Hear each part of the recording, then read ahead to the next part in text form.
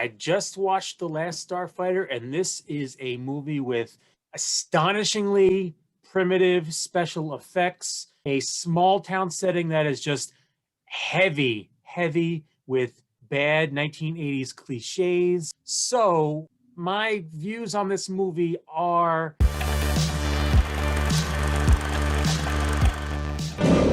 It started with a game. Centauri's the name. We have to talk about a matter of utmost importance. Step into my office. For every Earthling who's ever imagined traveling beyond the stars comes the unforgettable story of one who made it. The Last Starfighter. It's showtime. Eric, I'm here. you watched what is one of my beloved childhood and beloved adult movies, The Last Starfighter. That is true. I did watch The Last Starfighter. I have been patiently waiting for you to come back and tell me what a fabulous, amazing movie this was for you. And the experience was mind-blowing. I'll tell you what, I just watched The Last Starfighter, and this is a movie with astonishingly primitive special effects, a small town setting that is just heavy, heavy with bad 1980s cliches. So my views on this movie are, it was a ton of fun. The movie is terrific. I legitimately thought you'd come back and say you actually enjoyed it. Definitely a lot of fun. Do I think that this movie is sort of a hidden classic, a hidden essential film of the science fiction genre? No. But do I think it's a really great sort of cult classic of the era? Absolutely. It holds up far better than it has any right to, given very primitive early special effects. But here's the thing. I think those special effects hold up fantastic and far better than most computer-generated special effects from this point in time all the way up to The Abyss, which is when they sort of came into their own. I think the stripped-down nature of them works to their benefit. I think it's the first movie that used all computer-generated special effects. They look remarkably good for what they are. They look more like models. They look like models or toys. And so it was pretty easy for me to just sort of switch my head and look at them in the same way that you would models from previous eras. Plus, there were also some little touches that I was actually kind of surprised to see. If you look, they actually was really good shadow use. Like when you see the ships rotating and so on, the shadows are moving in a relatively realistic way along the ship as well, which, you know, when I noticed that, I was like, you know what, for 1984, that's pretty damn good. There's a whole documentary, it's called Crossing the Frontier, Making the Last Starfighter, that chronicles like how they had to make this supercomputer just to generate all this stuff and how a large portion of the budget. And I'll put the link in below so if anybody wants to watch it. But it's crazy to look at it and think that was 1984. Yeah, way earlier than you would expect for effects of this kind, for all computer effects. I mean, I thought they looked really cool. They looked to me like sort of model toys that were being played with. And so for me, that was kind of delightful. There was a toy box factor to it that I really liked. And then when it came down to the actual practical effects, seeing Beta in its transformation was like really well done in that 80s style, very creepy. Yeah, that creepy scene. I'll be next door if you need anything, okay?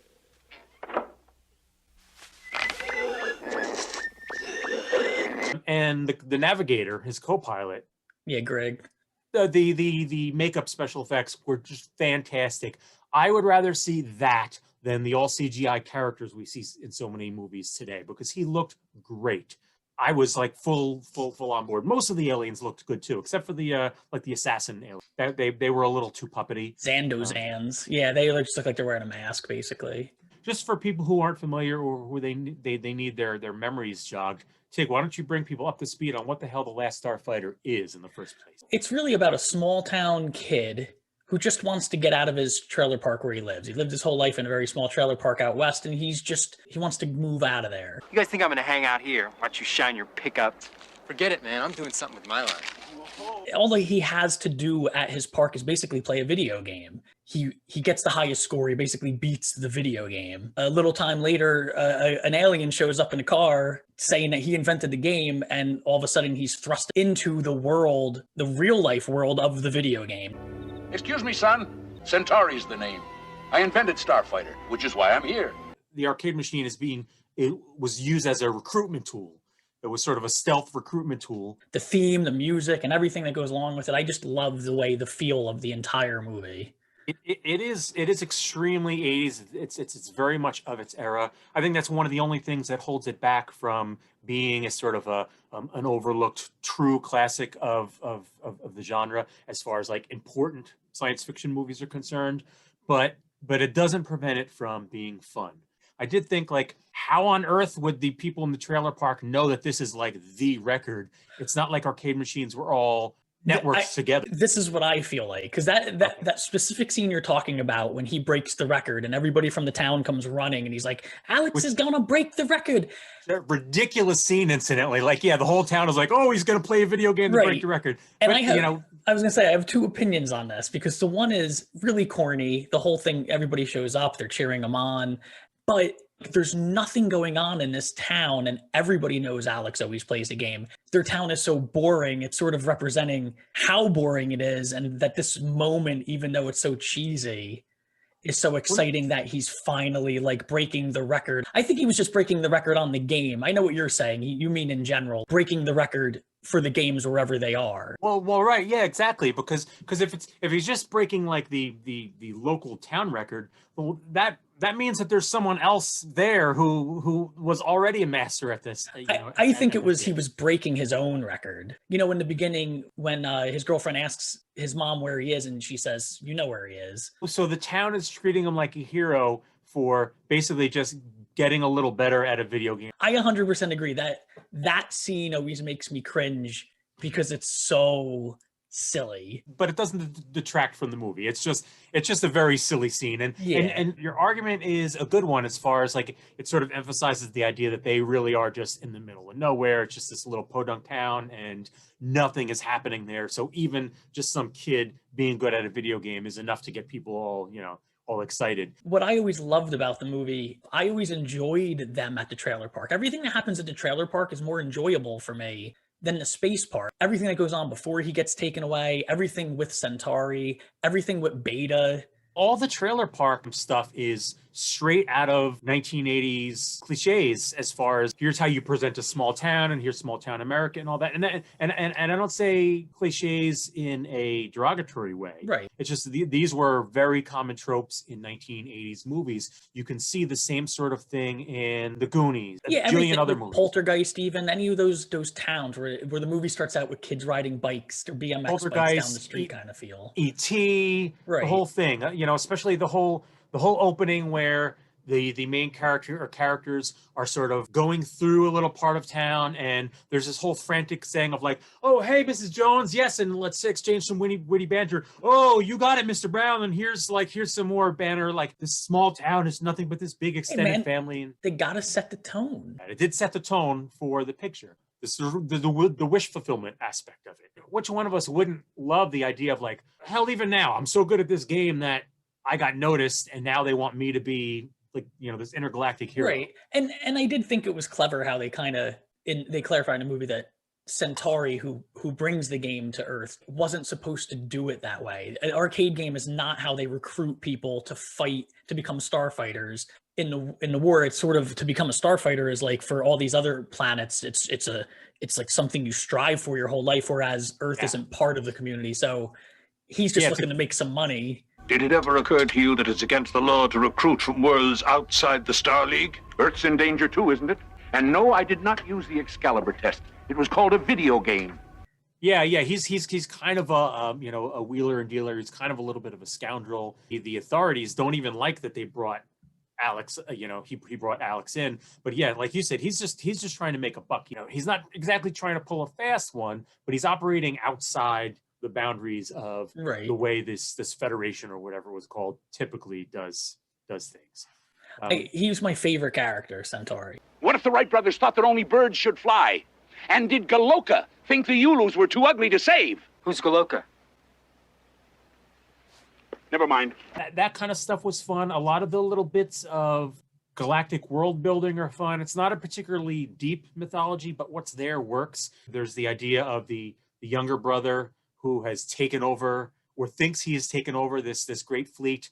He's going to be the big badass. But they plant the nice seeds of there being, conflict among the bad guys that's going to eventually go wrong for him, which that was well done. I and I alone command this entire Release me! I command you! You will pay for this with your life! Did you like the ending with the famous line that everyone who loves this movie, when they lose and the bad guys, they're about to crash into the planet and they say, "What do we do?" And the thing just closes on his eye and he's like, "We die." What do we do? We die. I actually did like that. It was super cheesy, but again, like if you're going to watch an 80s movie, that's the kind of bullshit you should expect. If I had watched this as regularly as I had other movies from the era, like, The Goonies and some others, I know that this is probably one of the ones that I would return to every 5 or 6 years, the way I do some of those, some of the other movies that I'm nostalgic for.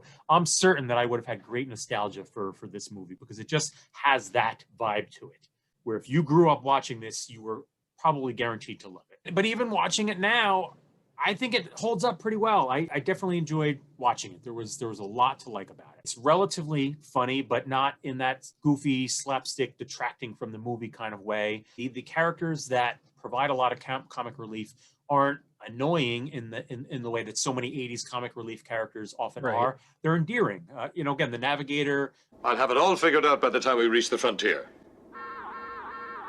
What's that? The frontier. Centauri. Are you the kind of kid who reads the last page of a mystery first, who pesters the magician to tell you his tricks? No, of course you're not. That's why I'm not going to tell you. The younger brother. He's the only one I didn't really care for. But maybe it's because I grew up with 2 younger brothers. I was going to say, he drove me nuts as a kid, but my younger brother loved him. What the shit? I said back to sleep, Louis, or I'm telling Mom about your Playboys. Yeah, that totally makes sense. The stuff early in the movie with him and his girlfriend was actually pretty well written, and it felt honest and it felt natural. Sort of her disappointment that he's always getting caught up in being the responsible one. I also feel like I've seen the girlfriend in a bunch of stuff. Oh yeah, she's the girlfriend from Weekend at Bernie's. Oh, wow. That same year, she was in an adaptation of H.G. Wells' The Night of the Comet. That's interesting. The Night of the Comet. That's what she's famous for, The Night of the Comet. Weekend at Bernie's, obviously, she's the girlfriend in that, which is probably what you recognize her more from than anything. Never saw it. What the? For people who haven't seen it and who didn't grow up in the era, maybe people who are a little younger, or they grew up in the era, but they didn't happen to see it, I would also say it's still fun to watch now. I do feel like this holds up in a way that a lot of movies from that era don't, such as Ice Pirates. I agree. Two totally different movies. I wouldn't hesitate to recommend this to a science fiction fan who just wants to see a good, fun sci-fi romp. I actually think this would be great to remake today, but with like an online gamer. They were going to make a sequel. They were going to have it where, because you know how he leaves with the girlfriend at the end. So they want it for years. They've been trying to work on a sequel where it's 30 years later and it's a new kid that they need to come back to save, the Federation. Not a remake, but a sequel to it. I was almost expecting a little hint of Ender's Game in there. Orson Scott Card's sort of landmark science fiction novel Ender's Game came out in January of 1985. So it's highly unlikely that this movie had any influence on that. They just happen to have some similar themes in it. I mean, I was almost waiting for it to be revealed that when he was playing the arcade game, he was actually piloting remote ships the whole time. Man, it would have got dark real quick if that happened. Yeah, but yeah, they didn't go that. Did you enjoy Death Blossom? The final move at the end with the. Yeah, I did. I thought it was cool. I thought it was cool. Death Blossom delivers only one massive volley at close range. Theoretically, it might overload the systems. Blow up the ship. What are you worried about, Greek? Theoretically, we should already be dead. I'm glad that we're doing this because this is one that's always been sort of in the back of my mind as far as like, oh, I should revisit that one of these days. But I knew I probably never would unless nudged to it. So I'm glad we're doing this series because it was a nudge that I'm glad to have gotten. Listen, Centauri, I'm not any of those guys. I'm a kid from a trailer park. If that's what you think, then that's all you'll ever be. Well, you know what that means, don't you? Oh God, he's punching it up. My last assignment for you, I took you back to the 1960s for Jason and the Argonauts, which I guess based on conversations that we've had off camera might be the oldest movie you've ever seen. Oh, by far. Well, it will not be any longer. Because now we're going back to 1954. It's about time you begin your journey with Alfred Hitchcock. You will be watching 1954's Rear Window. My only knowledge of this is through The Simpsons. Yeah, because for people who don't know, I'm something of an Alfred Hitchcock aficionado and a fan of his work. I'm the co-author of A Year of Hitchcock, 52 Weeks with the Master of Suspense, as well as Hitchcock's Villains, Murderers, Maniacs, and Mother Issues. Both available now. Rear Window, yeah, it's Alfred Hitchcock time, baby. It's time for me to start dipping my toes into the Hitchcock waters. I'll get back to you when I'm done. Sounds good. So I guess I've been Eric and you've been Tig, and thanks for hanging out at the movie club.